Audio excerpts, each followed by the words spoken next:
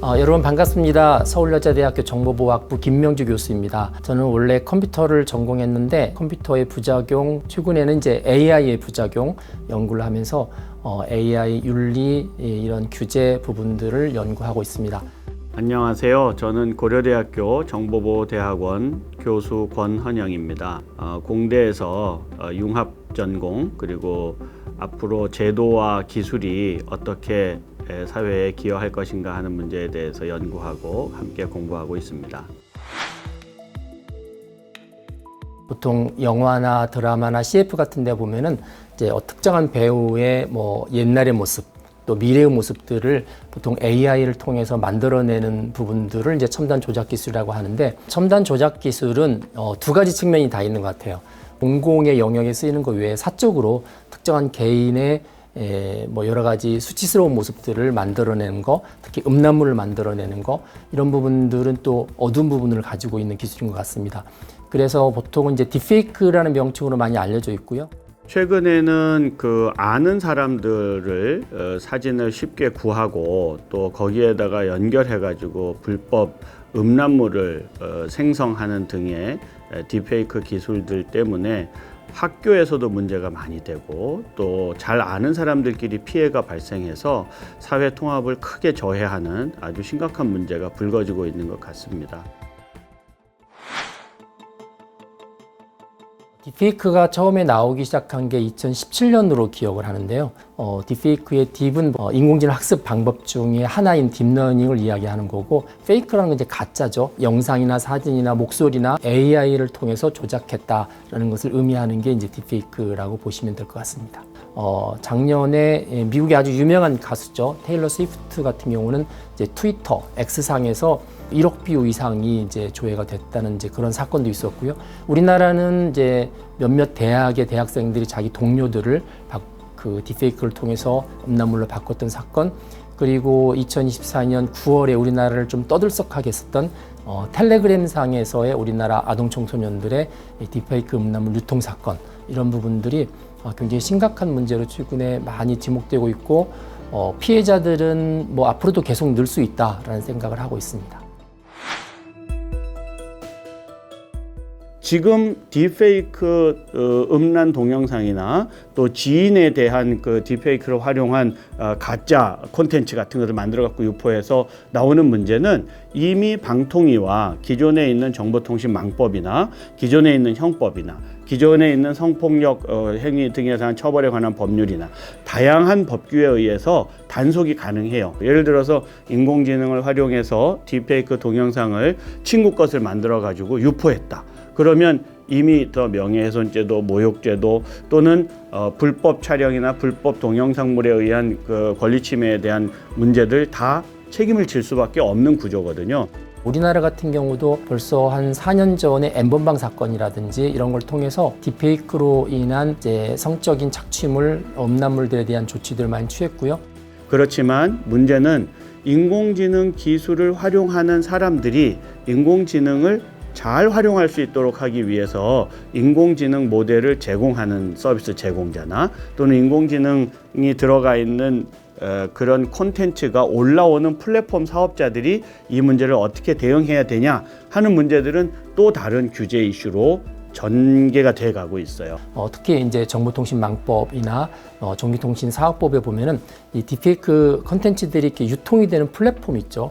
그런 플랫폼에 대해서 좀 책임을 가져라라고 해서 몇 가지 의무사항을 이렇게 제시를 했습니다. 그래서 우리나라 네이버나 카카오와 같은 플랫폼 사업자들도 계속적으로 모니터링을 하면서 그 안에 아동 청소년에 관한 성착취물 이런 부분들에 대한 부분들을 계속 모니터링하고 필요하면 삭제도 하고 또 그거를 투명성 보고서라고 해서 보고도 하고 하는 부분들을 이미 지켜왔습니다. 하지만 이 부분들이 기대만큼 엄격하게 지켜지지 않는다라는 이제 평가들이 있어서 이제 최근에는 이제 강화하는 추세로 가고 있고요. 심지어 이제 먼저 조치를 취하고 나중에 이제 여러 가지 신고나 법적인 조치를 취하는 형태로 좀 피해자 측면으로 많이 강화되는 그런 측면들이 있습니다. 실제로 유럽 같은 데에서 인공지능에 대한 문제들에 대해서 법으로 규제해야 된다.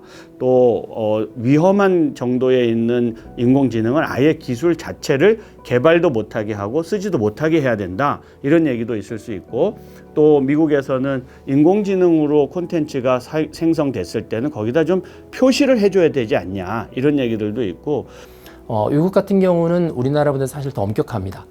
유럽 연합 같은 경우도 뭐 AI 기본법뿐만이 아니라 디지털 서비스법, 그다음에 영국에도 마찬가지고요. 법을 통해서 이 통신 사업자들, 이 플랫폼 사업자들이 유통되고 있는 콘텐츠의 내용들을 이렇게 봐서 그게 AI로 작성됐으면 AI로 작성됐다고 명기도 하고, 그게 또 아동 청소년이라든지 여러 가지 사회적인 그 기준에 부합하지 않으면 그거를 이제 모니터링하면서 삭제할 수 있는 이제 의무를 이제 부여하는 경우가 상당히 많이 있습니다.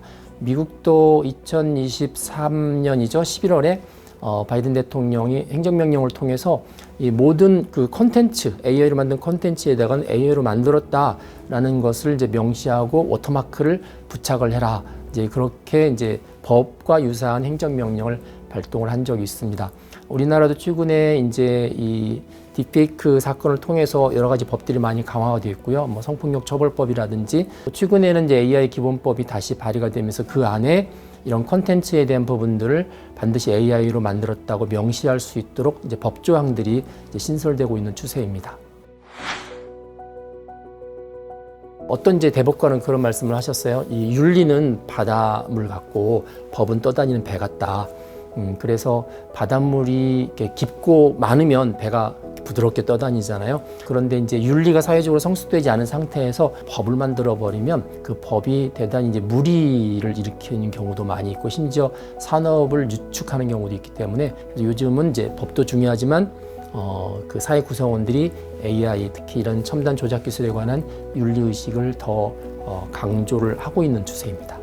지금 상황에서는 인공지능 기술이 어떻게 발전할지 예측하기 어렵기 때문에 우선 윤리적인 활용을 더 해보자. 그리고 이 윤리적 환경에서 인공지능이 어떤 영향을 미치는지에 대해서 잘 설명할 수 있게 하자. 설명할 수 없으면 쓰지 말자. 이렇게 해서 이걸 우리가 설명 가능한 인공지능이라고 얘기하고, 인공지능의 투명성과 신뢰성을 높이자라는 얘기로 나아가고 있는 것으로 이해하면 됩니다.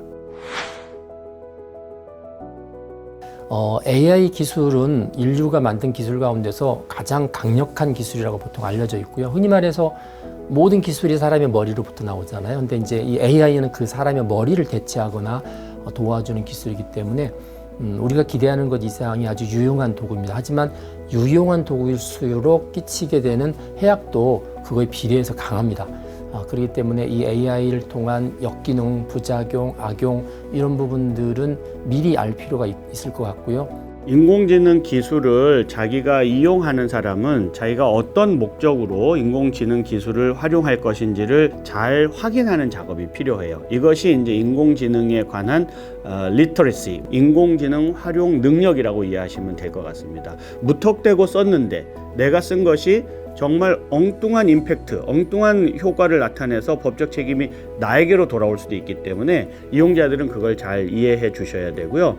그 다음에 인공지능 개발자나 서비스를 제공하는 사람은 더 큰 주의 의무를 가져요. 왜냐하면 이 인공지능을 내가 준 형태대로 안 쓰고 만약에 다른 방향으로 써서 위험이 발생했을 때 책임이 제공자인 나에게도 돌아올 수 있거든요. 그러니까 그런 경우에 어떻게 활용해야 된다는 가이드라인을 잘 주고, 또 어떤 경우에 최고의 성능을 발휘하는지에 대해서도 잘 설명해야 돼요. 지금도 방통위가 노력을 많이 하고 있지만 실제로 학교 현장에서 일어나거나 실제로 직장에서 일어나거나 실제로 커뮤니티에서 발생하는 일들에 대해서 많은 그 커뮤니티 관계자들, 학교 관계자들, 공동체 관계자들이 함께 힘을 합쳐서 대응하게 해줘야 돼요. 도움이 필요한 곳에 도와야 될 사람들을 빨리 모으고 그 각자의 역할을 가지고 빨리 막고 또 건전한 형태로 이걸 기술을 활용할 수 있도록 돕는 작업을 함께 해야 되는 상황이라고 생각해요. 네, 세상이 바뀌고 있습니다. AI로 인해서 바뀌는 세상을 보통 AI 대전환 사회 이렇게 이야기하는데, 직업부터 시작해서 사람 살아가는 문화까지 다 바뀌고 있어서 이게 이제 사람들이 볼 때 더 행복하고 더 효율적으로 살 수 있도록 하는 게 결국은 AI와 오랫동안 지속할 수 있는 지혜다라는 생각을 합니다. 특별히 이제 방송통신위원회 이런 이제 규제기관에서는 우리 시민들이 사용하다 보면은 본의 아니게 당하게 되는 피해나 여러 가지 어두운 부분들을 이제 규제라는 최소한의 것을 통해서 바르게 잡아주는 역할들을 해주셨으면 좋겠다 하는 건의를 드립니다.